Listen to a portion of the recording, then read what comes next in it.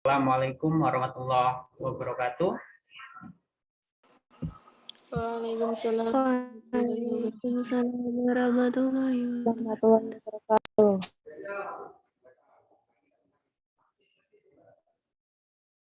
Terima kasih pada teman-teman yang hilang. Sebentar.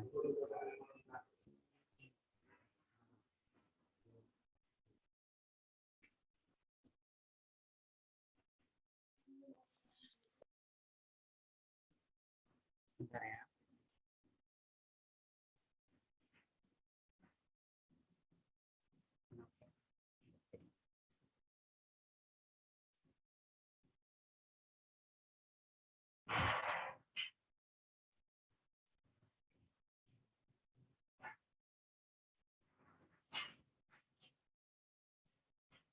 Nanti Mbak Bu dosen Bu Evika bantu untuk yang masukan teman-teman ya.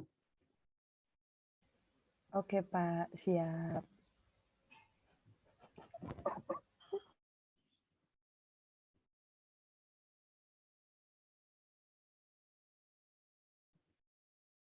Baik, saya ulangi. Bismillahirrahmanirrahim. Assalamualaikum warahmatullahi wabarakatuh. Terima kasih Waalaikumsalam warahmatullahi wabarakatuh.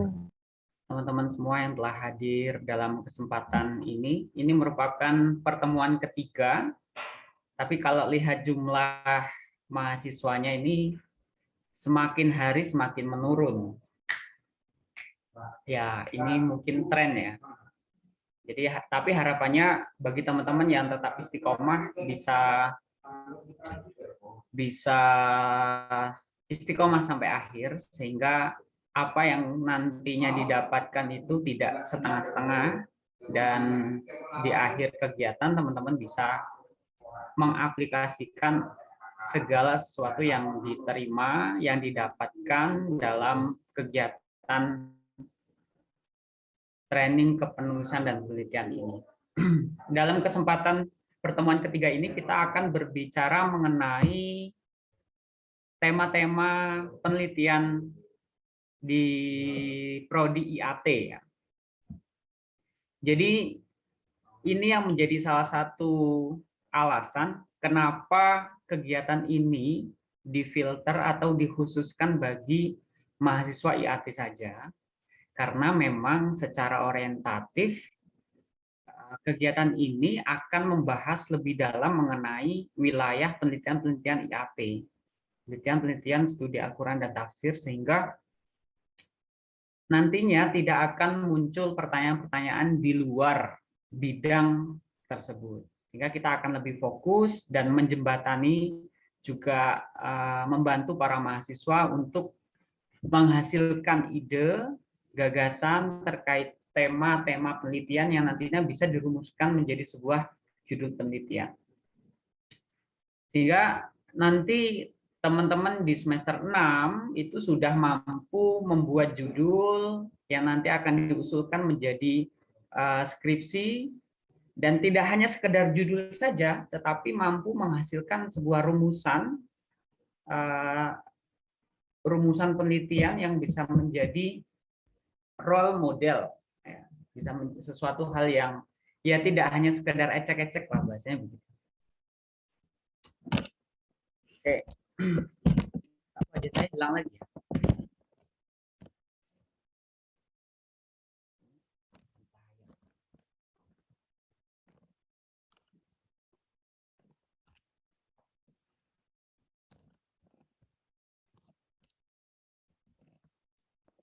Jadi kayak mumi.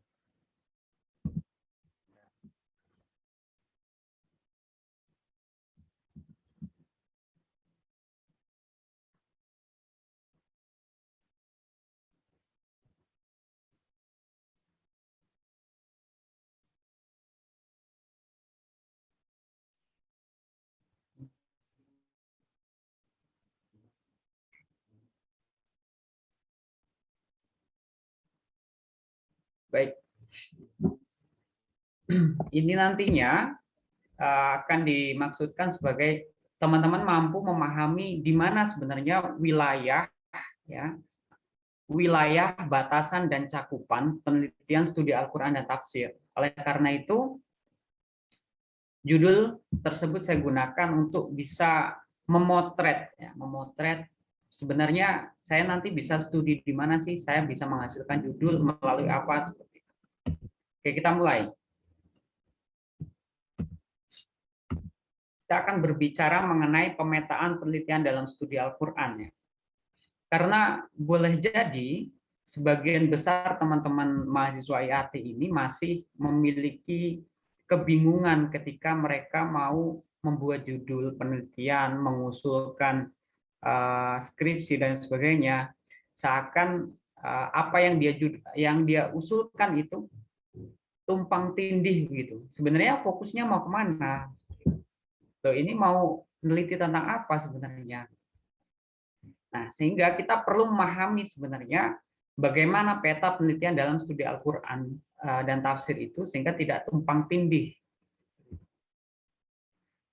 Oke, yang pertama ada yang disebut sebagai study of the text. Jadi berbicara mengenai studi teks. Teks di sini berarti studi tentang Al-Quran, ya, teks Al-Quran. Nah, studi tentang teks Al-Quran ini terbagi menjadi dua macam. Yang pertama, apa yang disebut sebagai fahmul nas atau the understanding of text. Jadi kita mengkaji atau memahami teks atau ayat-ayat Al-Quran itu sendiri. Kemudian yang kedua, apa yang disebut sebagai dirosat mahaula an-nas, apa yang disebut sebagai study of surrounding of text. Jadi kita mengkaji wilayah-wilayah yang mengitari, ya, tidak berkaitan dengan teks. Jadi sesuatu yang di samping atau di luar teks itu sendiri. Jadi dalam konteks studi teks Al-Quran itu ada dua macam, yaitu apa yang disebut sebagai studi teks itu sendiri dan studi di sekitaran teks. Jadi kalau Fahmun Nas ini adalah studi mengenai teks Al-Quran, ya. Tetapi kalau Mahaula An-Nas ini adalah sesuatu yang melingkari atau di sekitar teks itu sendiri. Seperti itu. Oke, nah nanti ini akan dijabarkan lebih luas lagi. Terus kemudian yang kedua, ada yang disebut sebagai study of the commentary. Jadi studi kitab tafsir, bahasanya begitu. Nah, study of the commentary ini tidak berbicara mengenai makna teks Al-Quran secara origin. Jadi dia mengkaji suatu penafsiran yang dilakukan oleh seseorang. Maka ini meliputi studi kitab tafsir. Kemudian berbicara mengenai studi konseptual Al-Quran dalam tafsir. Jadi kalau yang tadi itu berbicara, kalau study of the text itu berbicara mengenai penelitian yang subjek, maksud saya yang objek utamanya adalah teks Al-Quran, tapi kalau study of the commentary ini, objek utama penelitiannya adalah hasil dari penafsiran itu sendiri. Jadi beda ya, bisa membedakan ya. Kalau study of the text itu adalah objek utamanya adalah teks Al-Quran, tetapi kalau study of the commentary, objek utamanya adalah penafsiran Al-Quran itu sendiri. Nah, penafsiran ini dilakukan oleh seorang mufasir. Itu yang kedua. Kemudian yang ketiga, ada yang disebut sebagai study of the methodology. Nah, ini meliputi apa yang disebut sebagai studi tokoh mufasir, ya, dan juga studi ulumul Quran atau metodologi bahasa umumnya. Jadi studi of the methodology ini berarti kita mengkaji, ya, mengkaji metode apa yang digunakan oleh seorang mufasir dalam rangka menafsirkan Al-Quran. Kenapa studi tokoh mufasir ini dimasukkan ke dalam studi metodologi? Karena tidak mungkin kita meriset seorang tokoh itu dengan tidak melibatkan pemikirannya. Masa kita mau misalkan contohnya ya, kita mau riset Fazlur Rahman, kan kita nggak mungkin kita cuma meriset siapa Fazlur Rahman, dia dari keluarga apa, kemudian dia sekolah di mana, karya-karya apa, kan tidak mungkin. Sehingga studi tokoh itu identik dengan studi metodologi. Jadi kalau kita menstudi tokoh itu otomatis akan menstudi metode pemikirannya. Nah, kemudian apa yang disebut sebagai studi ulumul Quran? Nah, studi ulumul Quran ini berarti studi-studi yang membicarakan mengenai perangkat-perangkat penafsiran Al-Quran. Dalam ilmu ulumul Quran yang tradisional misalkan, itu kan banyak sekali variannya yang bisa dijadikan sebagai objek penelitian. Itu yang ketiga. Kemudian yang keempat, nah ini yang hari-hari ini cukup populer di lingkungan teman-teman ilmu Al-Quran dan tafsir, yaitu study of living. Jadi mengkaji, yang pertama itu biasanya mengkaji respon masyarakat terhadap penafsiran Al-Quran. Kemudian yang kedua yaitu mengkaji bagaimana Al-Quran itu dipraktekkan dalam kehidupan masyarakat. Nah, oke. Jadi di sini teman-teman bisa melihat bahwa dalam konteks pemetaan studi penelitian dalam Al-Quran dan tafsir itu ada 4 wilayah. Ya.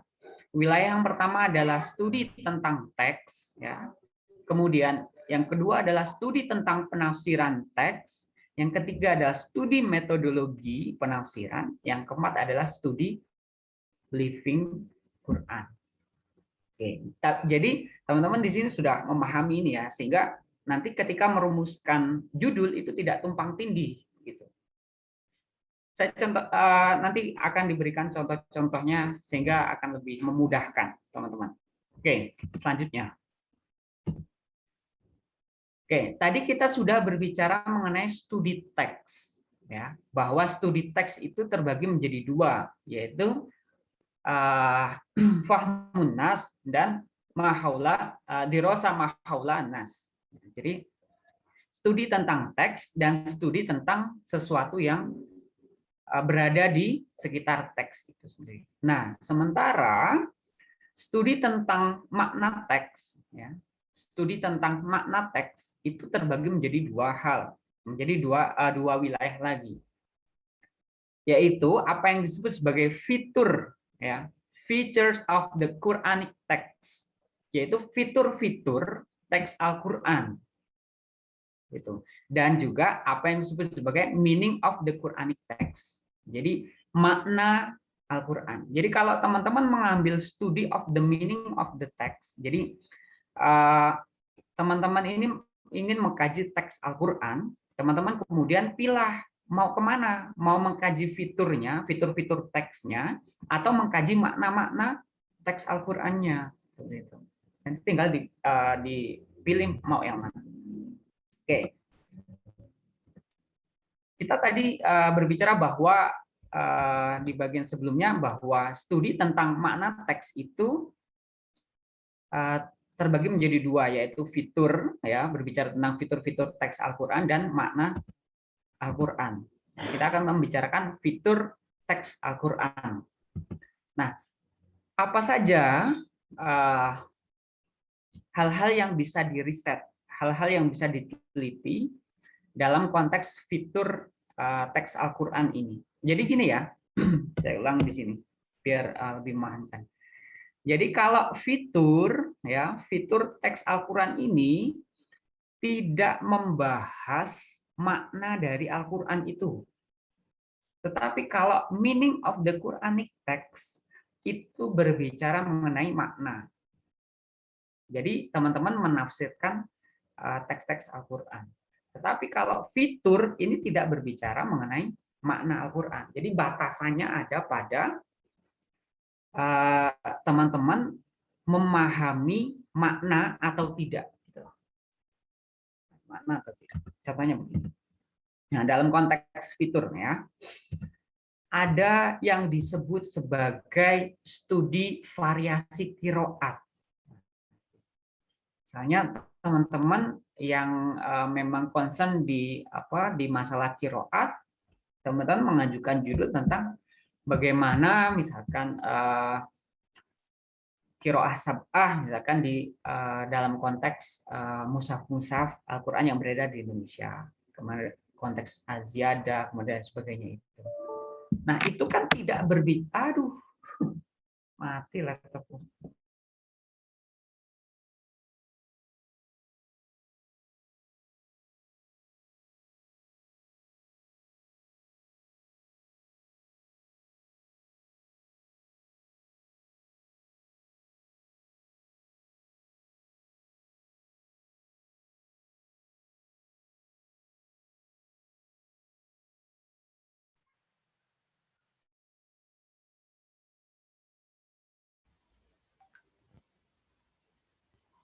Oke, mohon maaf ya, ada kendala teknis sebentar. Silakan teman-teman mulai mempersiapkan pertanyaan untuk bisa tanya langsung kepada Mas Ridwan nanti setelah acara ya.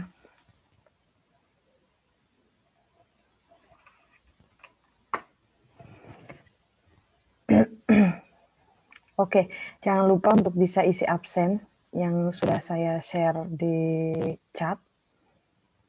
Absen silahkan diisi semuanya yang hadir.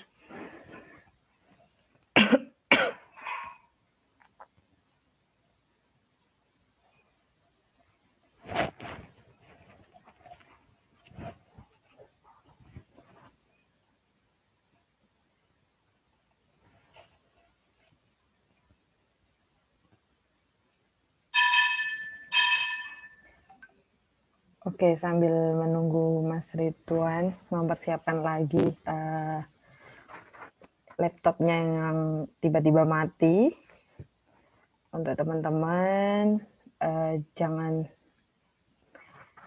lewatkan ya, karena nanti bisa bertanya banyak dengan beliau.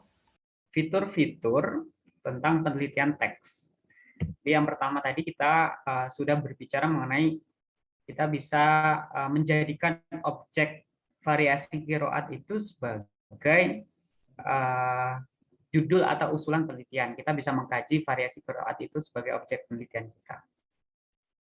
Jadi misalkan kan tidak semua teman-teman mahasiswa IAT ini yang suka mengkaji misalkan mengenai metodologi penafsiran ataupun mengkaji living Quran atau yang tentang studi kitab tafsir, sehingga ada yang mengkaji atau ada yang suka mengkaji mengenai qiraah. Nah, itu bisa wilayahnya di situ. Jadi berbicara mengenai fitur-fitur teks Al-Qur'an mengenai variasi qiraah. Kemudian yang selanjutnya kita bisa berbicara mengenai sistematika dan struktur Al-Qur'an. Apa yang dimaksud sebagai sistematika dan struktur Al-Qur'an ini? Misalnya teman-teman ini mengkaji secara historis, sebenarnya bagaimana sih kenapa Al-Qur'an itu ya disusun sesuai mushaf seperti itu, misalkan diawali dengan surat Al-Fatihah, kemudian diakhiri dengan surat An-Nas. Kenapa surat Al-Imran itu diletakkan sebelum surat An-Nisa misalkan. Padahal secara kronologi misalkan secara pewahyuan itu kan tidak seperti itu. Kenapa surah Al-Alaq itu tidak dijadikan sebagai surah yang pertama? Itu bisa mengkaji seperti itu. Jadi teman-teman mengkaji seperti itu tidak berbicara mengenai maknanya, tetapi mengenai bagaimana sistematika dan struktur Al-Qur'an itu.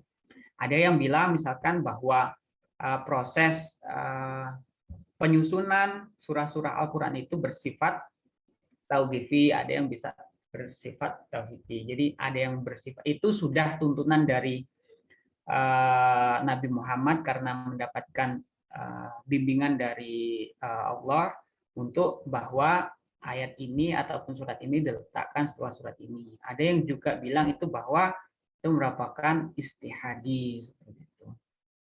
Sehingga itu bisa menjadikan wilayah riset teman-teman.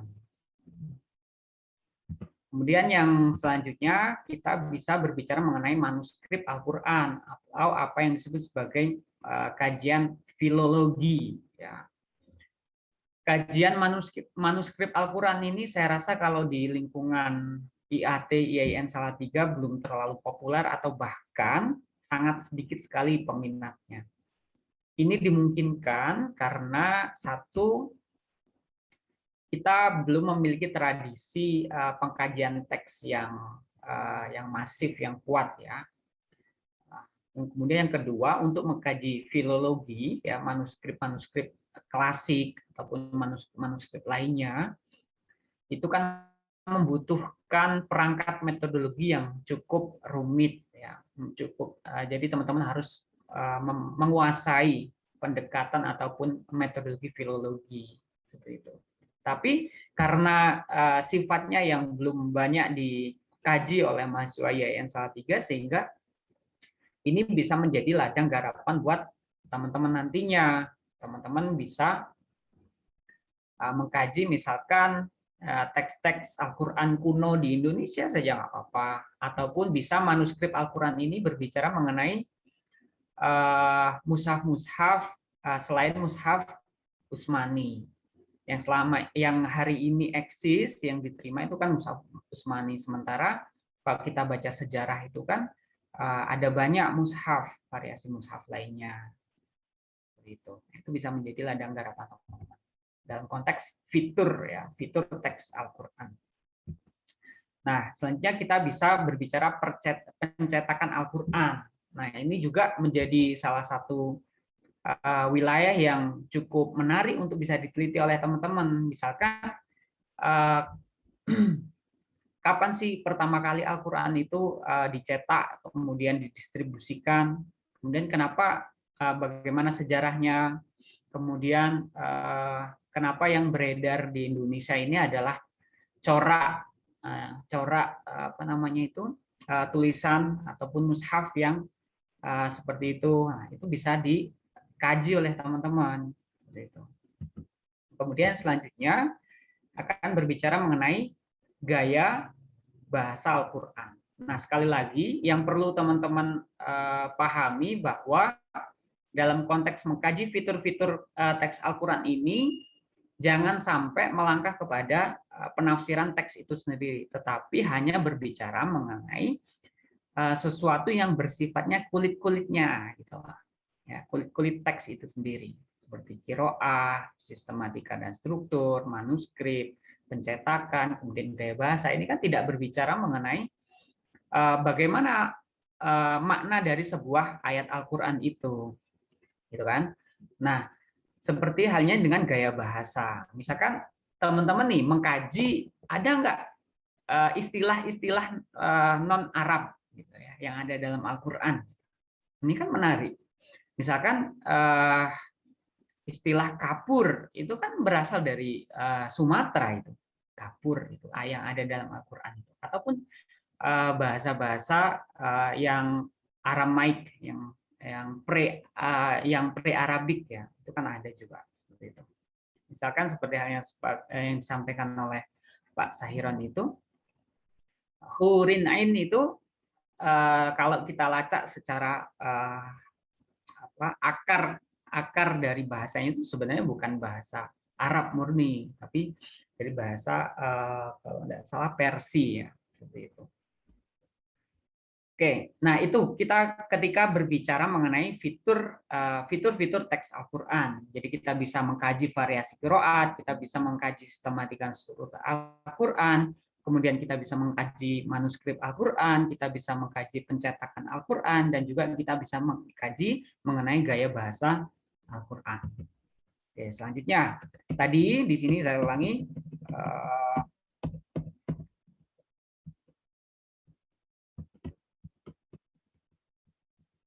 Nah, tadi kan kita sudah berbicara mengenai fitur. Nah, berarti sekarang kita berbicara mengenai makna ya, penelitian mengenai makna Al-Qur'an. Nah, penelitian makna Al-Qur'an ini atau populer disebut sebagai pengkajian tafsir tematik. Nah, gitu. Jadi kalau kita mengkaji teks Al-Qur'an itu kan pasti kita akan dihadapkan pada tafsir tematik. Nah, sehingga teman-teman perlu memahami bahwa ada beberapa model terkait dengan tafsir tematik ini. Jadi jangan kalau teman-teman meriset tafsir tematik ya, ingin mengajukan judul tentang tafsir tematik itu tidak terbatas pada satu satu konsep tentang tafsir tematik itu. Nah, tafsir yang tematik yang pertama itu ada yang disebut sebagai tafsir konseptual, tematik konseptual. Apa yang disebut sebagai tematik konseptual ini? Berarti kita akan berbicara mengenai konsep-konsep yang ada dalam Al-Qur'an yang bersifat tematis. Misalkan contohnya, bagaimana Al-Qur'an berbicara tentang pengentasan kemiskinan, bagaimana Al-Qur'an berbicara tentang toleransi, bagaimana Al-Qur'an berbicara tentang kesetaraan gender, bagaimana Al-Qur'an berbicara tentang waris, bagaimana Al-Qur'an berbicara tentang misalkan keadilan dan sebagainya. Itu yang disebut sebagai tematik konseptual. Nah, jangan ditumpuk misalkan teman-teman begini, pengentasan kemiskinan dalam Al-Qur'an menurut nah itu nanti ada sendiri. Jadi menurut tafsir Al-Azhar misalkan. Nah, itu berarti nanti berbicara di wilayah lainnya. Jadi kan ada satu kebingungan misalkan. Nah, ini mau mengkaji konsep pengentasan kemiskinan dalam Al-Qur'an atau dalam kitab tafsir. Nah, nanti harus diperjelas di situ. Kalau memang objek utamanya adalah makna dari Al-Qur'an itu sendiri, maka langsung dijelaskan bahwa yang ingin dijadikan sebagai objek utama penelitian adalah teks-teks Al-Qur'an yang berbicara mengenai misalkan pengentasan kemiskinan. Nah, itu yang disebut sebagai tematik konseptual. Oke. Selanjutnya, apa yang disebut sebagai tematik terma, jadi istilah. Nah, ini saya rasa ini menjadi hal yang harus digandrungi oleh teman-teman ya. Terutama teman-teman yang memiliki basic bahasa Arab yang kuat, teman-teman yang sudah lama nyantri, ya, yang di pesantrennya sudah ngelotok bahasanya begitu. Ini harus mengambil kajian-kajian seperti ini, tetapi kajian-kajiannya harus kajian-kajian yang unik seperti itu. Misalkan begini, apa sih perbedaannya al-bir, al-ma'ruf, al-hasan, dan al-khair? Seperti itu. Kan itu semua berbicara tentang kebaikan. Nah, kita bisa meriset ragam makna kebaikan dalam Al-Qur'an. Kapan Al-Qur'an itu berbicara menggunakan al-bir? Kapan Al-Qur'an berbicara menggunakan al-ma'ruf? Kapan Al-Qur'an berbicara dengan al-hasan dan al-khair misalkan begitu. Nah, atau kita meriset misalkan apa sih bedanya al-tanzil wa al-inzal misalkan. Selama ini kita cenderung menyamakan konsep itu, bahwa tanzil dan inzal itu ya diturunkannya wahyu gitu. Padahal misalkan kalau kita merujuk penelitiannya Sahrur itu tanzil dan inzal itu berbeda. Gitu. Ada level pewahyuan yang berbeda.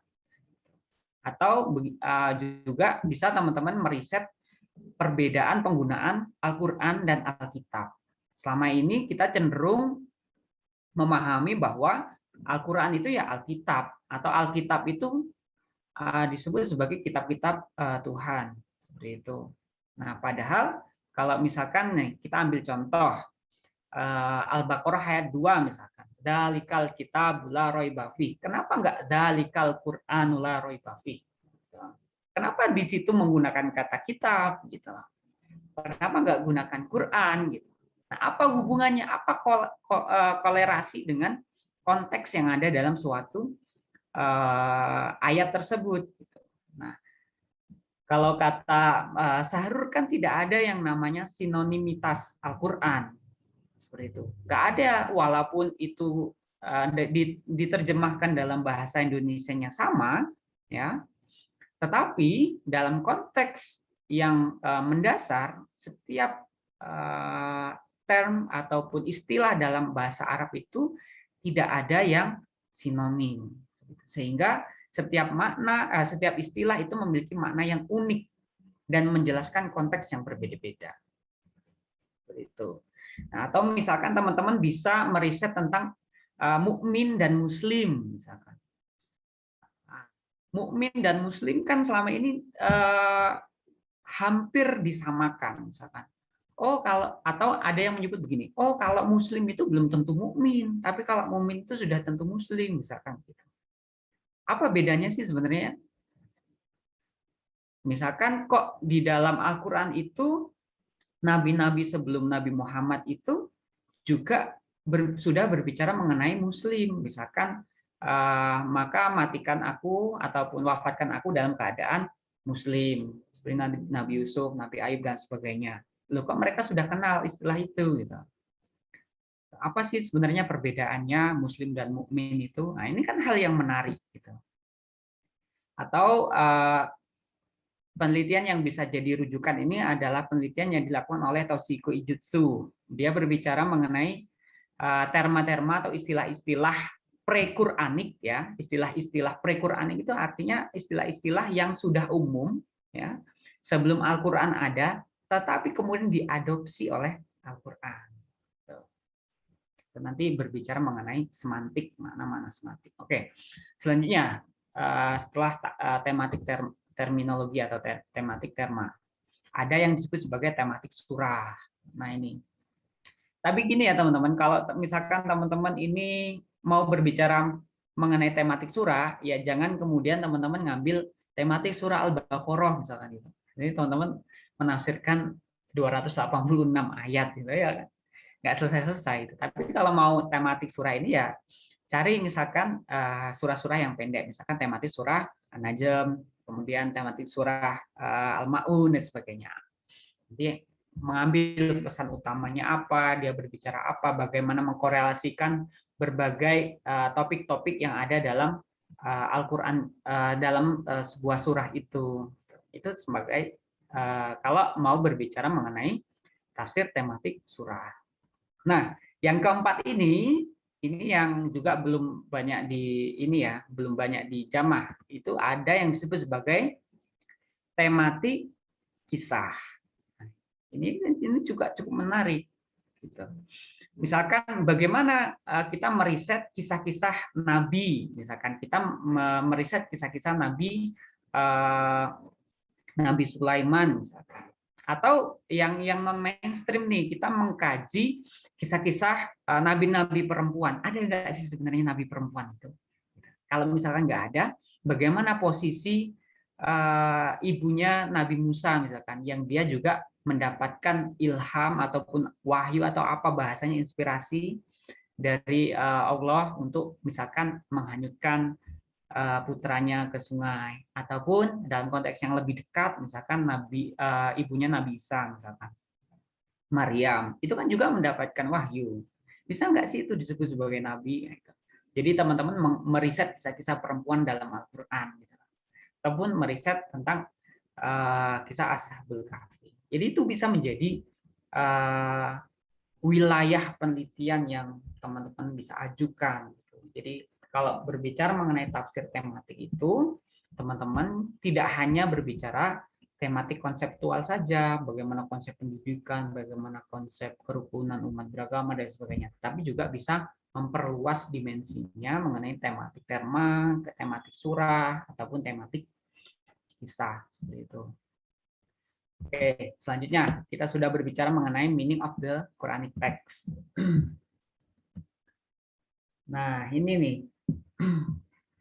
Saya melihat bahwa teman-teman ketika meriset studi meriset topik ya atau tafsir tematik ini, itu hanya sekedar asal comot gitu. Tidak mempertimbangkan berbagai aspek, sehingga di latar belakang itu cuma ngalor ngidul pembahasannya. Misalkan contohnya teman-teman mau berbicara tentang konsep pengentasan kemiskinan tadi yang dikasih contoh. Di latar belakang itu tidak menjelaskan kenapa teman-teman itu meriset atau mengambil judul tentang pengentasan kemiskinan. Jadi itu cuma jelaskan apa itu kemiskinan, apa itu Al-Quran sebagai petunjuk umat manusia dan sebagainya, tetapi tidak memberikan alasan utama bagaimana kamu itu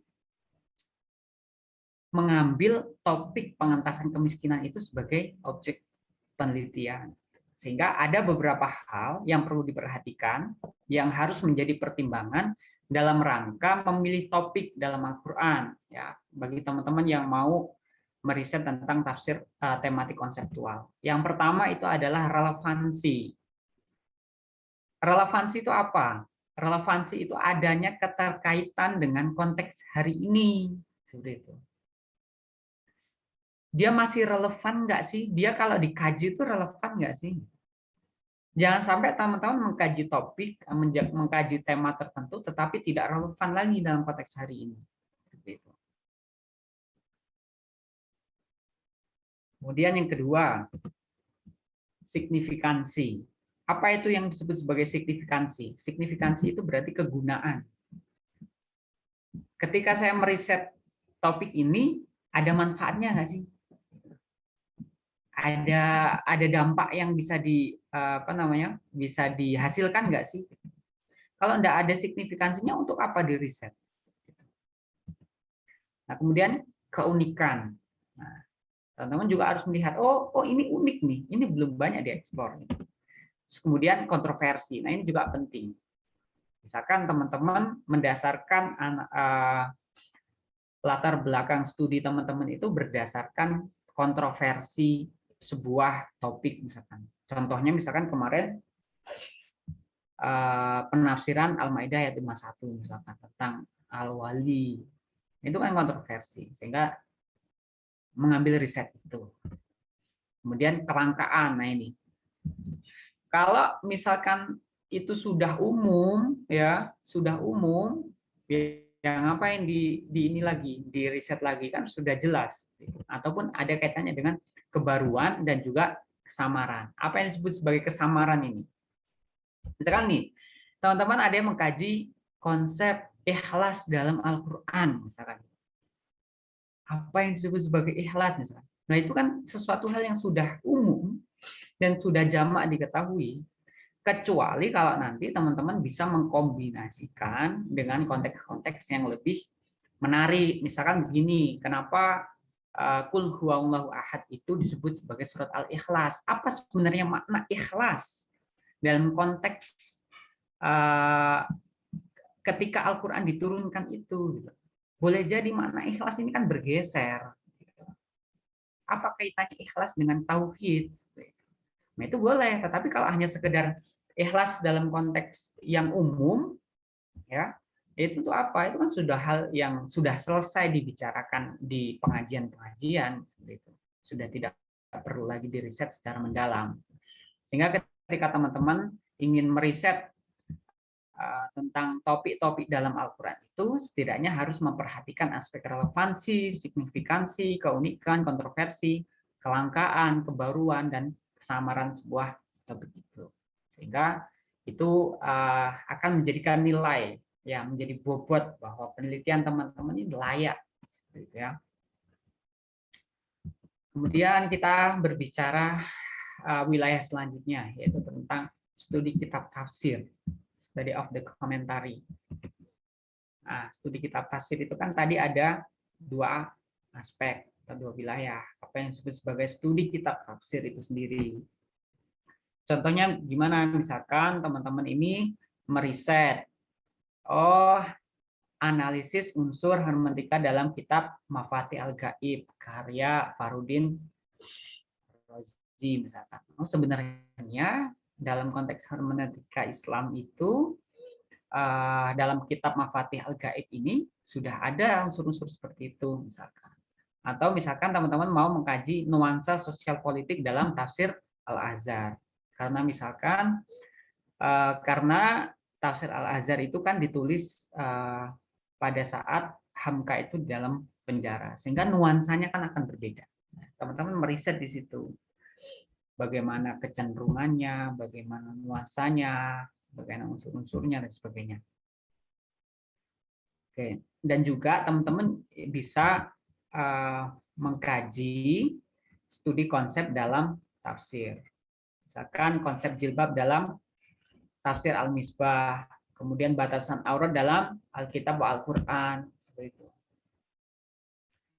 Jadi teman-teman ketika ingin menstudi kitab tafsir itu tidak tumpang tindih dengan studi tentang teks Al-Quran, seperti itu.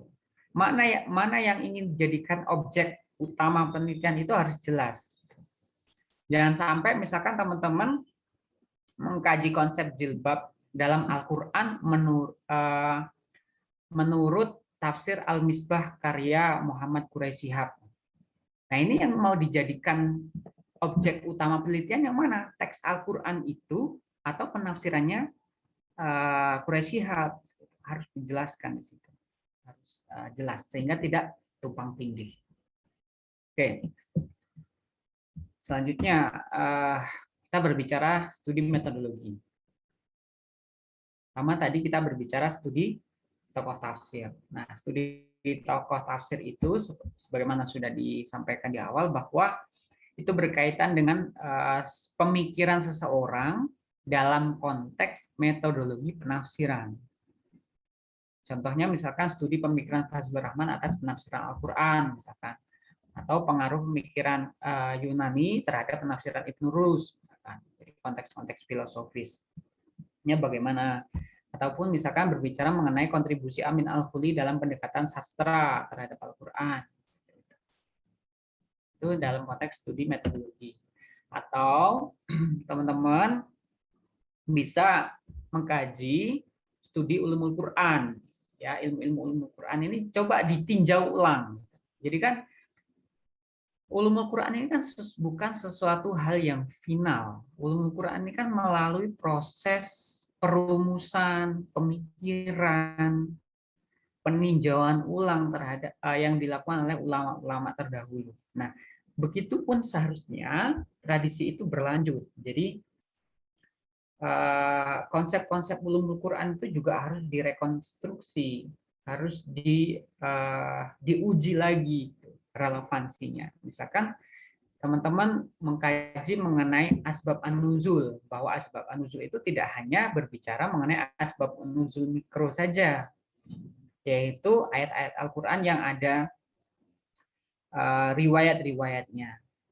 Kita kan tahu bahwa tidak semua teks Al-Quran itu ada riwayatnya.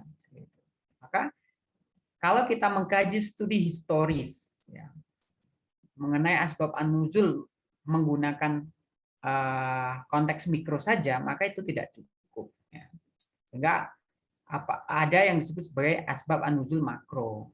Ya, nanti teman-teman bisa mengkaji misalkan relevansi asbab an-nuzul makro dan mikro dalam penafsiran Al-Quran. Karena ada beberapa mufasir yang memang dia tidak menganggap asbab an-nuzul itu sebagai salah satu perangkat dalam menafsirkan Al-Quran.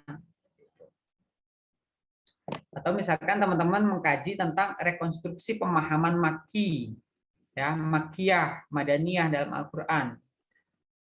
Selama ini kan kita pahami bahwa Makkiyah itu ya ayat-ayat Al-Quran yang turun di Mekah. Kemudian Madaniyah itu ayat-ayat yang turun di Madinah misalkan. Nah, kan ada dua periode misalkan.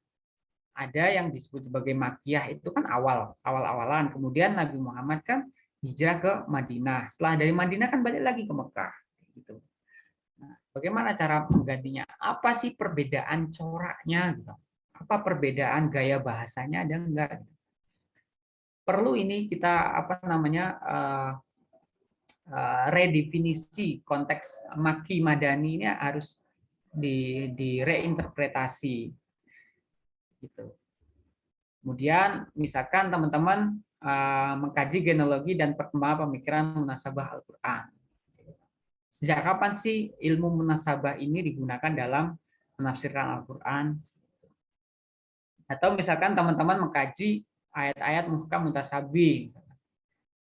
Ayat muhkam mutasabih ini kan umumnya dipahami kalau muhkam itu yang sudah jelas, mutasabih itu yang samar-samar gitu kan, atau yang tidak mungkin dipahami oleh manusia gitu. Sehingga ada anekdot misalkan, lah untuk apa ayat Al-Qur'an diturunkan kalau nggak bisa dipahami oleh manusia gitu. Sementara Al-Qur'an itu kan hudan linnas, petunjuk bagi umat manusia. Sehingga kan lucu, Tuhan menurunkan petunjuk menggunakan sesuatu yang tidak bisa dipahami. Nah, sehingga itu kan kontradiksi. Sehingga perlu redefinisi, reinterpretasi ataupun rekonstruksi pemahaman mutasabih mutasabihat. Misalkan, oh kalau ayat-ayat muhkam itu adalah misalkan ayat-ayat yang dia secara literal itu tidak kontradik, ya, tidak bertentangan dengan nilai-nilai kemanusiaan, misalkan tentang ajaran-ajaran kemanusiaan, kemudian ajaran-ajaran tentang peribadatan, oh itu masuk dalam konteks muhkam misalkan. Tapi sementara mutasyabi itu misalkan secara literal itu bertentangan dengan nilai-nilai kemanusiaan, misalkan ayat-ayat yang berbicara mengenai bila kamu temui orang-orang kafir dimanapun, maka bunuhlah mereka, kemudian usirlah orang-orang kafir sehingga mereka tidak mengganggumu dan sebagainya. Jadi yang secara naluri itu kok apa ya, kontradiksi gitu lah. Nah itu coba bisa diriset seperti itu. Oke, selanjutnya. Nah ini pertimbangan memilih tokoh. Jadi kalau teman-teman mau riset tokoh itu juga jangan asal comot juga. Seperti halnya pemilihan topik tadi. Teman-teman harus mendasarkan argumentasi, alasan kenapa saya menjadikan tokoh A sebagai objek penelitian. Yang pertama adalah popularitas. Teman-teman bisa mengkaji seorang tokoh itu berdasarkan popularitasnya. Yang hari ini populer. Misalkan. Populer itu tidak hanya populer hari ini, populer zaman dulu juga apa. Misalkan popularitas Ibnu Abbas ataupun Muqatil bin Sulaiman sebagai funding ya tafsir Al-Qur'an yang pertama, ataupun dalam konteks hari ini misalkan teman-teman meriset tokoh Quraish Shihab ataupun Gus Baha misalkan contohnya begitu. Sehingga popularitas itu bisa menjadi salah satu pertimbangan bagi teman-teman untuk bisa menjadikan tokoh sebagai objek utama penelitian. Kemudian kedua, teman-teman bisa menjadikan alasan keunikan. Keunikannya apa? Pemikirannya unik gitu loh. Unik itu artinya ya tidak banyak ditemui di pemikir-pemikir lainnya. Sehingga teman-teman, oh ini unik nih pemikirannya nih. Oh ini boleh nih jadikan sebagai objek penelitian. Kemudian yang kedua adalah kontroversi. Nah, kontroversi ini juga menjadi hal yang penting untuk dijadikan alasan. Misalkan Sahrur itu kan banyak kontroversi, ataupun misalkan Nasir Hamid Abu Zaid itu kan banyak kontroversi, gitu. Ataupun mufasir-mufasir lainnya. Kemudian kontribusi. Nah ini tentu. Jadi misalkan bahwa tokoh ini banyak melahirkan gagasan-gagasan yang baru sehingga memberikan kontribusi dalam rangka pengembangan studi Al-Quran. Oke, yang kelima adalah pengaruh. Pengaruh misalkan kita mengkaji Fazlur Rahman. Fazlur Rahman ini kan banyak mempengaruhi pemikiran-pemikiran setelahnya. Misalkan mempengaruhi Abdullah Said, kemudian mempengaruhi Nurholis Majid, kemudian Ahmad Syafi'i Ma'arif, Aminah Wadud, Ingrid Mattson, dan lain sebagainya. Sehingga itu bisa menjadi salah satu alasan pertimbangan teman-teman memilih seorang tokoh. Nah, dalam konteks penelitian tokoh ini tidak perlu dibatasi ataupun dikooptasi dalam konteks pemikir-pemikir Muslim. Misalkan pemikir-pemikir non-Muslim yang memiliki kecenderungan ataupun minat di bidang studi Al-Quran itu bisa dijadikan sebagai objek penelitian juga. Jadi nanti teman-teman meneliti misalkan bagaimana pemikiran Angelica Knowles terhadap penafsiran Al-Quran, bagaimana misalkan William G. Montgomery Watt misalkan, dan sebagainya. Banyak sekali pemikir-pemikir non-Muslim yang dia memiliki konsentrasi di bidang penafsiran Al-Quran. Itu bisa menjadikan sebagai objek penelitian tokoh. Oke, itu ya. Jadi teman-teman, sekali lagi kalau misalkan mau meneliti tentang tokoh itu jangan asal comot, tetapi harus mempertimbangkan setidaknya 5 aspek ini. Tidak harus semuanya, tidak. Minimal harus ada salah satunya sebagai alasannya, dan itu dicantumkan dalam latar belakang gitu. Jadi alasannya kamu kenapa memilih tokoh ini tuh harus jelaskan dari aspek ini. Misalkan aku mau ngambil dari sisi kontroversinya, kamu jelaskan bahwa alasan utamaku untuk meneliti tokoh ini karena dia memiliki pemikiran yang kontroversi. Sampaikan aja. Oke, selanjutnya kita berbicara mengenai, nah ini living ya. Living itu ada 2 ya, secara umum. Ada yang mengkaji respon, ada yang mengkaji praktik. Mengkaji respon itu artinya teman-teman itu mengkaji bagaimana respon masyarakat Indonesia contohnya terhadap penafsiran Milkul Yamin misalkan yang kemarin. Ataupun bagaimana respon masyarakat Jawa terhadap konsep kesetaraan gender dalam Al-Quran. Jadi lebih mengukur bagaimana tanggapan, bagaimana respon sebuah masyarakat itu terhadap konsep ataupun penafsiran Al-Quran. Gitu. Itu kan biasanya berangkat dari sebuah konsep yang populer. Contohnya begini ya. Ada penelitian yang mengkaji bagaimana respon masyarakat Syria ya itu terhadap penafsiran yang dilakukan oleh Muhammad Sahrur. Misalkan itu bisa kita lakukan di Indonesia misalkan. Bagaimana sih respon masyarakat Indonesia terhadap penafsiran Muhammad Quraish Shihab? Jadi teman-teman bisa mengkaji. Tidak perlu luas-luas masyarakat Indonesia misalkan. Tidak harus dari Sabang sampai Merauke teman-teman harus menjelajahi, tidak. Tetapi teman-teman bisa mengambil sampel. Misalkan ambillah Jawa, misalkan, sebagainya. Ataupun lokal-lokal saja tidak apa-apa. Gitu. Jadi teman-teman bisa meneliti dari sisi respon. Bagaimana masyarakat itu merespon Al-Quran dalam konteks penafsirannya.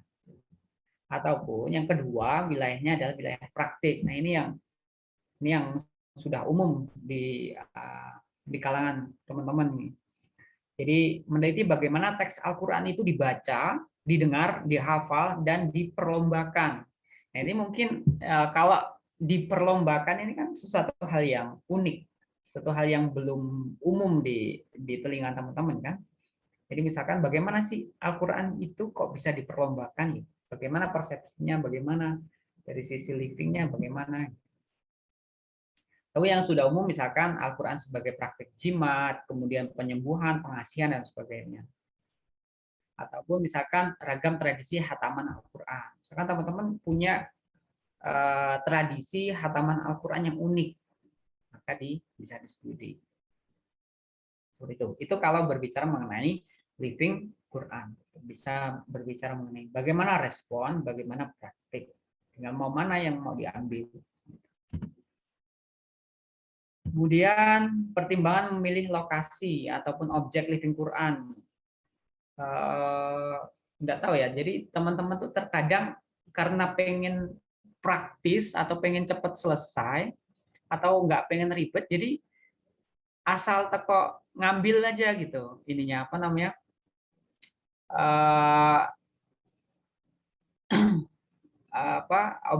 Objek penelitian living Quran kan. Padahal kan kita harus memperhatikan aspek-aspeknya. Misalkan yang pertama, kita itu memperhatikan aspek lokalitas. Lokalitas itu apa? Ciri khas dan keunikan suatu daerah yang mana itu tidak dimiliki oleh orang lain, maksudnya wilayah lain, kayak gitu. Sehingga teman-teman dalam konteks meriset tradisi ataupun praktek Al-Quran di situ tuh memang sesuatu hal yang unik, yang baru gitu. Oh, dia memiliki ciri khas lokalitas di situ. Kemudian yang kedua, pertimbangan yang bisa dijadikan ada intensitas. Misalkan begini, teman-teman mengkaji sebuah praktek Al-Quran di masyarakat, tetapi hanya berjalan sebulan tok, misalkan, ataupun bahkan sekali tok gitu. Tidak ada kontinuitasnya. Ya itu kan bukan sesuatu hal yang mentradisi. Jadi harus melihat, oh ini sudah berjalan cukup lama, misalkan rentang 1 tahun. Itu bisa dijadikan pertimbangan. Kemudian yang kedua adalah popularitas. Popularitas ini misalkan tren, ya. Jadi suatu tradisi ini kok dia populer, cukup populer. Populer itu misalkan begini. Teman-teman bisa mengkaji misalkan di masyarakat misalkan nih di kelompok kaum hijrah misalkan bagaimana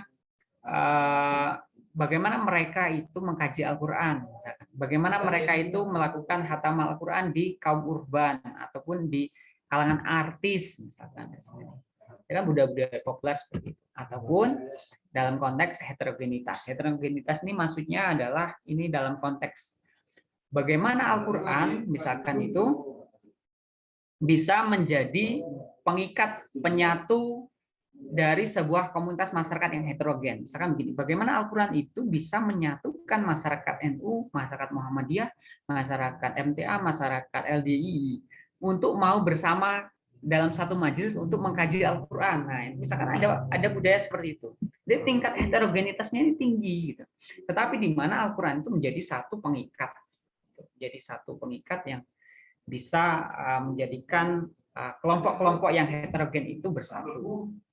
Nah, itu setidaknya itu yang bisa menjadi berbagai pertimbangan di mana teman-teman itu memilih lokasi atau objek penelitian Living Quran. Lokalitas, intensitas, popularitas, dan heterogenitas. Oke. Nah, ini silakan ditelaah. Jadi kan yang kita bicarakan tadi bahwa pemetaan itu ada yang disebut sebagai study of the text atau dari sebelah kiri ya, study of the commentary, study of the text, study of the method, study of the living, ya. Nah, itu penjabarannya seperti itu. Study of the commentary ini ada study of the commentary sendiri, kemudian ada study of concept in the commentary, kemudian ada study of the text, ini dibagi menjadi dua, yaitu study of the meaning of the text, study of the surrounding of text. Kemudian dibagi lagi, ada fitur, ada meaning sendiri. Meaning itu ada studi tematik. Nah, sementara yang studi metode itu ada studi tokoh mufasir, kemudian ada ilmu metodologi, ilmu Quran, kemudian living. Nah, ini setidaknya inilah yang bisa menjadi peta bagaimana wilayah kita itu bekerja dalam konteks penelitian studi Quran dan tafsir, gitu ya. Dan yang terakhir pendekatan penelitian ini nanti hanya sekilas saja karena nanti pendekatan dan analisis ini akan dibahas secara lebih mendalam di pertemuan selanjutnya. Jadi kan kita tadi sudah mengetahui bagaimana wilayah penelitian. Nah, itu kan hanya berbicara wilayah. Kalau kita hanya berbicara wilayah saja, penelitian kita tidak akan menarik. Nah, bagaimana cara agar penelitian kita bisa menarik? Yaitu penelitian yang berbasis wilayah itu dikombinasikan dengan aspek pendekatan penelitian. Nah, pendekatan penelitian yang bisa digunakan misalkan apa yang disebut sebagai pendekatan historis, historical approach. Misalkan ya tadi, misalkan teman-teman mengkaji studi filologi, studi teks, studi manuskrip, itu kan harus menggunakan historiografi, pendekatan sejarah dan juga pendekatan teks filologi. Ataupun misalkan pendekatan sejarah ini mengkaji original meaning-nya, makna yang dipersepsi, yang dipahami oleh komunitas masyarakat Mekah pada waktu itu ketika Al-Quran turun tentang konsep ikhlas itu apa. ataupun misalkan tadi konteks asbab an-nuzul. Itu bisa menggunakan pendekatan historis. Artinya pendekatan historis ini tidak hanya menjadikan teks Al-Quran sebagai satu-satunya unit analisis, tetapi juga ada pertimbangan-pertimbangan historis. Bagaimana teks itu turun, apa yang menyebabkan, bagaimana lingkungannya, dan sebagainya. Kemudian ada yang disebut sebagai literary approach. Ini studi sastra ataupun studi kebahasaan linguistik. Jadi mengkaji aspek-aspek linguistik. Nah, kalau kita menggunakan literary approach ini artinya kita tidak menggunakan historical approach. Kita fokus kepada medan semantik makna, misalkan. Bagaimana sebuah ayat, sebuah terma, sebuah istilah itu kita tafsirkan secara menggunakan medan semantiknya. Jadi kita misalkan mengkaji sebuah terma, ya tadi seperti halnya sudah dijelaskan di awal bahwa kapan kata Al-Quran itu digunakan, kapan kata Alkitab itu digunakan. Misalkan lagi, kapan kata abadan itu digunakan, kapan kata bako itu digunakan, seperti itu. Kan itu berbeda. Apakah keabadian surga, neraka, dan surga, neraka beserta penghuninya itu sama dengan keabadian Tuhan. Kalau beda, misalkan penggunaan, oh ternyata beda, penggunaan ayatnya berbeda. Itu bisa digunakan menggunakan pendekatan sastra, pendekatan linguistik. Kemudian yang ketiga yaitu, nah ini geographical approach. Nah, ini sesuatu hal yang unik, yang belum umum nih, pendekatan geografis. Pendekatan geografis ini gini maksudnya. Jadi teman-teman tuh mengkaji lokasi-lokasi yang ada dalam Al-Quran. Tentunya membutuhkan perangkat penelitian yang cukup advance, ya. Artinya teman-teman mengkaji bagaimana ternyata gua yang dijadikan oleh Ashabul Kahfi ataupun meriset gua-gua dalam Al-Quran. Misalkan ataupun wilayah-wilayah, jadi pendekatannya geografi. Ini ada sudah ada buku yang mengkaji tentang geographical approach dalam Al-Quran. Nanti bisa teman-teman cari. Kemudian yang selanjutnya, yang terakhir itu ada yang disebut sebagai anthropological approach. Jadi pendekatan antropologis. Antropologis itu apa? Berarti kebudayaan manusia. Misalkan teman-teman ini mengkaji tentang praktik budaya kaum Samud misalkan. Nah, itu bisa dijadikan sebagai pendekatan penelitian. Tapi yang umum di kita itu biasanya nah ini saya tambahkan lagi. Jadi kalau berbicara historical approach ini biasanya tidak akan lepas dari sociological approach. Karena kalau kita berbicara historis itu pasti akan menyinggung apa yang disebut sebagai pendekatan sosiologi. Jadi yang umum di kita itu biasanya socio-historical approach sama literary approach. Sementara geographical approach sama anthropological approach ini belum terlalu umum dan karena tingkatannya lebih tinggi bahasanya begitu ya. Kemudian yang terakhir adalah analisis penelitian. Ini analisis penelitian ini nanti yang akan disampaikan di pertemuan selanjutnya. Jadi hanya akan menyampaikan beberapa aspek yang bisa digunakan sebagai analisis penelitian dalam konteks studi Al-Quran dan tafsir. Yang pertama ada yang disebut sebagai analisis komparatif. Ya, analisis komparatif ini artinya membandingkan, bisa membandingkan dua pemikiran tokoh, bisa membandingkan sebuah ayat, surah ataupun ayat ataupun topik dan sebagainya. Kemudian analisis sosiologi pengetahuan. Analisis sosiologi pengetahuan ini maksudnya adalah teman-teman melacak pengaruh ataupun asal-usul dari pengetahuan seseorang. Pengetahuan itu maksudnya pemikiran seseorang. Misalkan siapa yang mempengaruhi pemikiran Fazlur Rahman, bagaimana dia mengembangkan pemikirannya, itu menggunakan analisis sosiologi pengetahuan. Kemudian yang selanjutnya ada analisis hermeneutis. Bagaimana hermeneutika modern ini digunakan sebagai perangkat analisis. Misalkan apa yang disebut sebagai signifikansi makna, apa yang disebut sebagai original makna. Kemudian analisis filosofis. Analisis filosofis ini berarti misalkan kita menggunakan pendekatan analisis filosofis ini untuk mengukur bagaimana Mafatih al-Ghaib Fakhruddin Ar-Razi ini menggunakan analisis filosofis, ya, filsafat dalam rangka menafsirkan Al-Quran. Oh, ternyata misalkan dalam konteks menafsirkan ruh, misalkan jasa dan sebagainya. Ini yang terakhir adalah analisis feminis. Ya.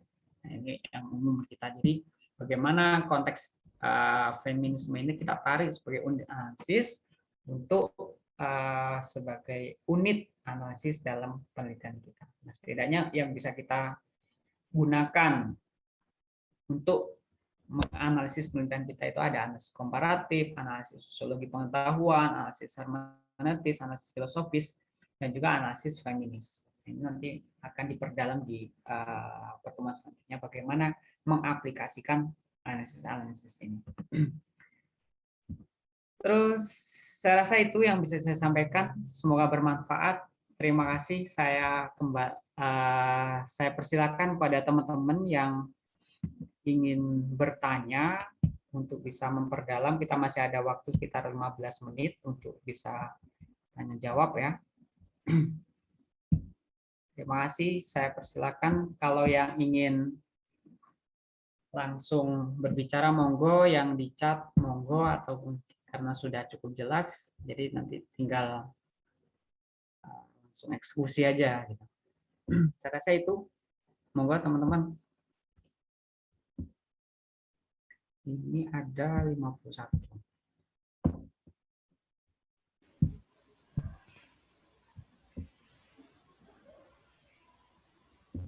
Atau ada hal yang perlu diperjelas, bisa ditanyakan lagi, tidak apa-apa. Silakan yang sudah raise hand. Assalamualaikum warahmatullahi wabarakatuh. Waalaikumsalam warahmatullahi wabarakatuh. Kepada Mas Ridwan, saya ingin izin bertanya. Sebelumnya perkenalkan saya Manur Saada dari kelas IATA. Baik, yang ingin saya tanyakan adalah apakah ketika kita melakukan penelitian itu sangat penting mempertimbangkan kepopuleran kajian yang akan kita kaji, objek penelitiannya. Lalu, apa mungkin ketika kita mengambil kajian yang tidak begitu populer di kalangan entah itu masyarakat maupun kalangan tertentu, lalu bagaimana caranya sih bisa membawa objek penelitian yang baru dari kita sehingga bisa membawa pengaruh besar pada penelitian kita untuk dikenal oleh masyarakat. Baik, begitu kira-kira sudah bisa. Oke. Baik, saya langsung jawab aja ya. Jadi ada beberapa pertimbangan yang bisa kita gunakan. Tadi kan tidak hanya dari tingkat popularitasnya saja. Misalkan kita ambil contoh, kita mau meneliti sebuah topik. Ya. Topik ini nggak cukup populer. Misalkan kita berbicara mengenai topik, kita mau menginterpretasikan yatim misalkan, ya. Mau menginterpretasikan yatim. Yatim kan tidak terlalu populer. Yatim kan sesuatu hal yang sudah biasa. Tapi kita mau mendefinisikan yatim ini menggunakan konteks yang baru misalkan. Oh, ternyata yatim itu tidak hanya yatim biologis saja, yang berkaitan tentang biologis, yang tidak punya bapak secara biologis, artinya orang bapaknya sudah meninggal, tetapi juga bisa yatim secara sosiologis, artinya dia masih punya bapak, tetapi bapaknya tidak mau mengurusi misalkan itu. Nah, itu kan bisa menjadikan pertimbangan untuk bisa melakukan penelitian. Jadi tidak hanya popularitas saja dalam konteks pertimbangan untuk memilih topik ataupun memilih tokoh, tetapi kan tadi ada beberapa aspek yang bisa kita gunakan.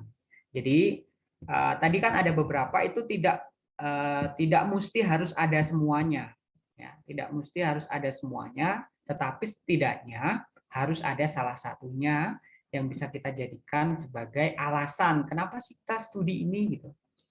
Jadi nggak boleh kalau kita mau mengambil objek penelitian tapi tidak punya alasan kayak gitu.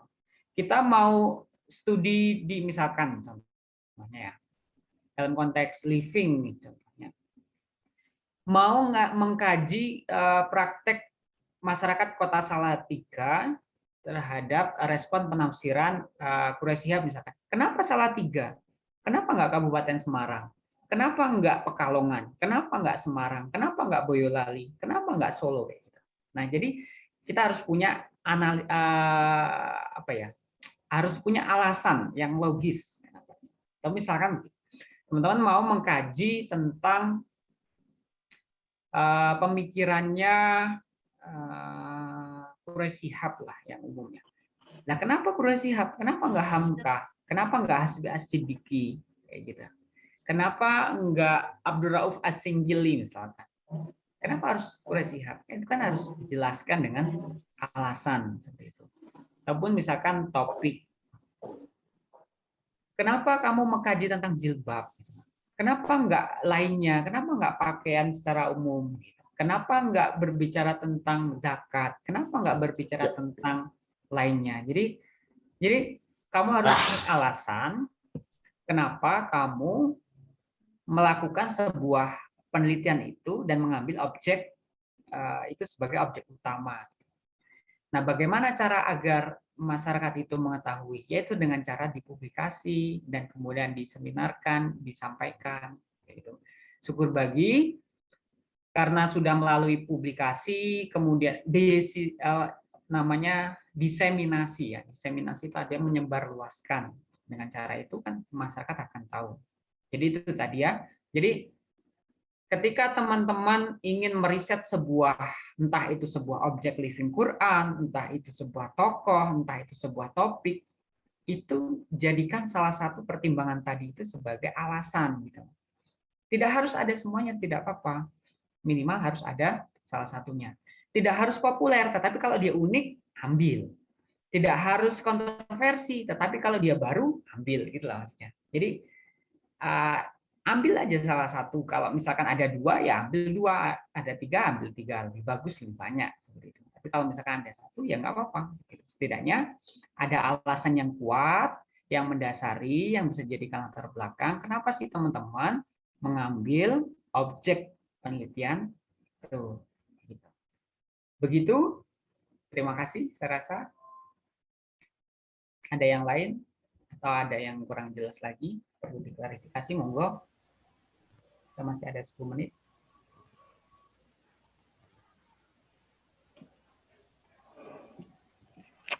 Monggo yang lain.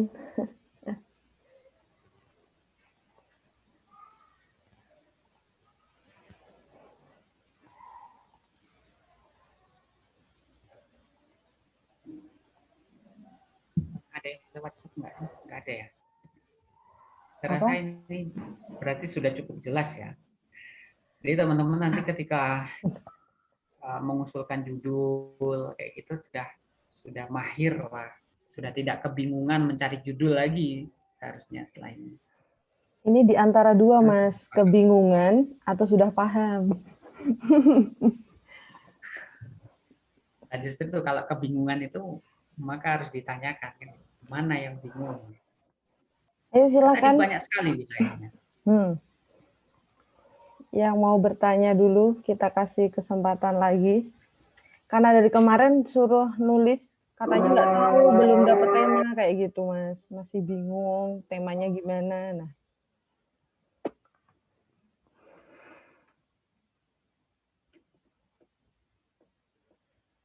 Oke, fix, nggak ada ini. Di chat juga tidak ada.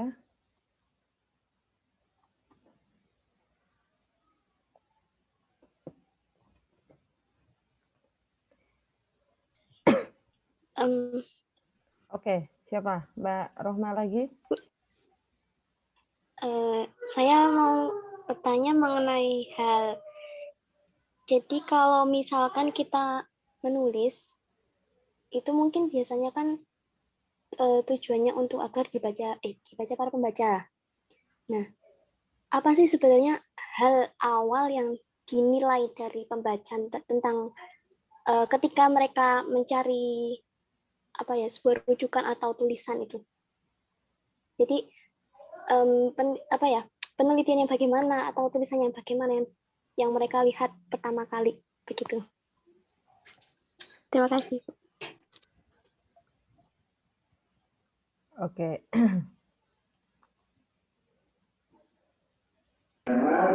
Ada yang lain nggak? Sini masih azan, sambil nunggu azan ya. Yang lain silakan kalau mau tanya di chat nggak apa-apa, atau ngomong nanti direkam sama Mbak Robika.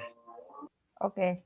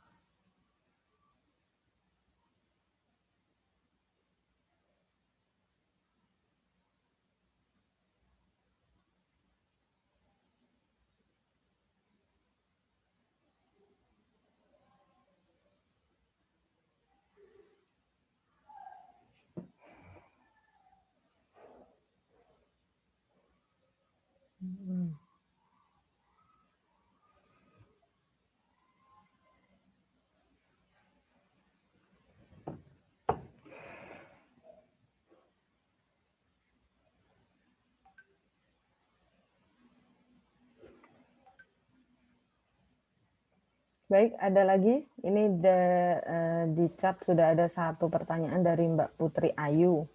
Tadi ada pertanyaan dari Mbak Rohma. Monggo, Mas Miftahul Rizkil mungkin ini ingin bertanya. Atau siapa ya? Ini banyak sekali teman-teman. Oke Mas, di chat ada satu pertanyaan. Tadi yang ditanyain sama Rohman tadi apa, tentang apa? Misal kita, ya. Silakan Mbak. Singkat aja. Jadi kan misalkan kita mau menulis, biasanya tujuan penulis kan itu agar tulisannya itu dibaca oleh yang membaca gitu. Nah, itu biasanya hal awal yang dilihat atau yang dinilai oleh mereka para pembaca itu dari penelitian kita itu apa sih Mas? Atau jadi mereka itu melihat tulisan itu dari apanya dulu gitu? Tentu yang pertama adalah aspek keunikan ya, keunikan. Jadi atau aspek kebaruan. Masyarakat tuh belum belum terlalu umum memahami. Misalkan tadi tentang konteks kita mendefinisikan ulang apa itu muslim, apa itu mukmin berdasarkan teks-teks Al-Qur'annya. Gitu. Kan selama ini kita cenderung memahami bahwa yang disebut sebagai muslim itu adalah orang yang sudah berislam, sudah bersyahadat, sudah sholat. Sementara kalau mukmin itu kayak lebih dalam lagi. Nah, kalau tulisan kita agar bisa dibaca oleh orang menarik, itu berarti kita harus mendesain judul itu secara menarik dan menampilkan aspek dari keunikan itu. Sekarang begini, konteks iman Islam, apa yang dipahami oleh Sahrul itu ternyata berbeda dengan apa yang dipahami oleh kita. Kalau kita memahami rukun Islam itu kan syahadat, sholat, zakat, puasa, haji, kan. Kemudian sementara rukun iman itu ya iman kepada Allah, malaikat, kitab, rasul, kemudian takdir, dan kemudian hari akhir. Tetapi justru kalau menurut Sahrul itu berbeda. Karena apa? Karena dalam Al-Quran itu misalkan justru berbicara kalau muslim itu adalah amanubillah, amanubillah, kemudian yaumil akhir, dan kemudian amal solihah. Jadi muslim itu adalah dia yang percaya kepada Allah, kemudian percaya kepada hari akhir dan beramal soleh. Sementara kalau orang mukmin itu ya justru dia yang mengikuti perintah-perintah Muhammad. Nah, contoh-contoh penelitian seperti itu yang menarik, yang tidak common, yang tidak umum di masyarakat itu kan suatu hal yang suatu yang menimbulkan rasa keinginan tahuan oleh masyarakat. Sehingga dari situlah masyarakat akan mau dan tertarik untuk membaca penelitian kita ataupun tulisan kita. Sehingga kuncinya adalah teman-teman ketika ingin meriset, ya, membuat penelitian itu harus bisa menyajikan sebuah topik ataupun tema penelitian yang menarik. Jangan biasa-biasa aja. Kalau hanya sekedar misalkan konsep sabar dalam Al-Qur'an, ya, masyarakat sudah paham itu sabar. Apalagi hanya sekedar oh sabar itu begini, tidak diartikulasikan dengan konsep-konsep lainnya seperti itu. Jadi gitu untuk bisa penelitian kita atau tulisan kita agar dibaca oleh masyarakat. Kemudian ada Putri Ayu. Sudah punya bayangan. Ini bayangan ini bahaya ini. Yang namanya bayangan itu remang-remang. Nah, bayangan ini harus dijelaskan dulu. Bayangan kamu itu coba kamu tuliskan dalam sebuah kertas ataupun Microsoft Word. Kasaran aja. Kamu mau nulis apa? Tulis jeret, jangan hanya dibayangkan aja. Karena kalau bayangan aja nanti jadi remang-remang, lampunya mati, hilang bayangannya. Nah, sehingga kalau kamu sudah nuliskan, kamu akan nanti dengan sendirinya akan diwolak-walik gitu. Jadi struktur kalimat itu akan diwolak-walik. Minimal kamu nulis dulu kasarannya. Misalkan aku mau nulis tentang ini, contoh lain, misalkan bagaimana masyarakat Muslim pada hari ini itu memahami konteks ini keadilan distribusi misalkan, ataupun berbicara tentang zakat. Tulis saja kasar, oh zakat dalam Al-Qur'an, nanti mau dikasih pendekatan apa dan sebagainya gitu. Jadi judul itu boleh jadi akan senantiasa berubah dan berkembang seiring dengan berjalannya penelitian kita. Jadi nggak perlu pusing dulu judul kita itu mau dibikin seperti apa, karena judul akan berkembang. Sehingga hal yang paling penting adalah menentukan objek utama penelitian. Itu tadi loh. Kenapa kita penting untuk mengetahui peta penelitian ilmu Al-Qur'an dan tafsir itu agar kita tahu objek utama penelitian kita itu apa. Kalau kita sudah memegang, mengantongi, menetapkan objek penelitian yang ingin kita kaji, itu akan mudah, akan jalannya. Kayak gitu. Yang penting adalah objek penelitianmu apa gitu. Kadang kalau saya baca proposal skripsi itu kadang suka bingung, ini apa sih objek penelitiannya apa? Sehingga ketika kita baca di bagian data primer dan data sekunder itu akan nggak ngena. Yang penting adalah bukan judul, yang pertama bagaimana kita itu memiliki objek utama penelitian. Dari objek utama penelitian itu nanti akan melahirkan apa yang sebagai judul penelitian. Dan judul penelitian itu akan banyak perkembangan. Bisa jadi ketika kita membaca referensi A, bagusnya ini nih. Kemudian kita baca referensi B, oh ternyata bagusnya ini nih. Dan masih bingung menentukan referensi. Referensi ini hari ini banyak sekali yang bisa kita gunakan. Tidak harus mirip sama sekali, tetapi yang penting adalah objek kajiannya sama, bisa dijadikan sebagai referensi. Ya. Apalagi sekarang kita bisa download jurnal baik itu nasional ataupun internasional secara gratis, sangat mudah sekali. Berbasis jurnal, kalau teman-teman nggak bisa cari buku susah, cari aja jurnal-jurnal, banyak sekali. Caranya misalkan kalau mau mengkaji kemiskinan, ya tulis saja kemiskinan, kasih PDF. Nah, nanti yang PDF itu akan keluar semua di Google itu. Kayak gitu. Terus masih belum minat membaca dan tentunya belum mulai untuk menulis. Mohon saran dari panjenengan, Mas.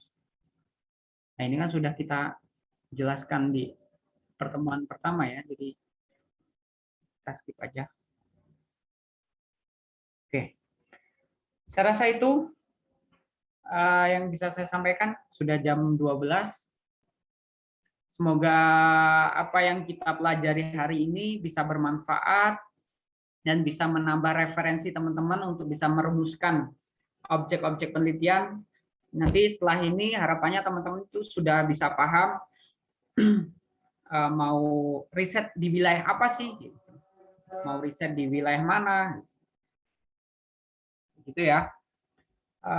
Terima kasih, saya cukupkan.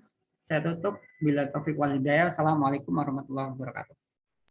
Waalaikumsalam warahmatullahi wabarakatuh. Assalamualaikum warahmatullahi wabarakatuh. Ya, sebelum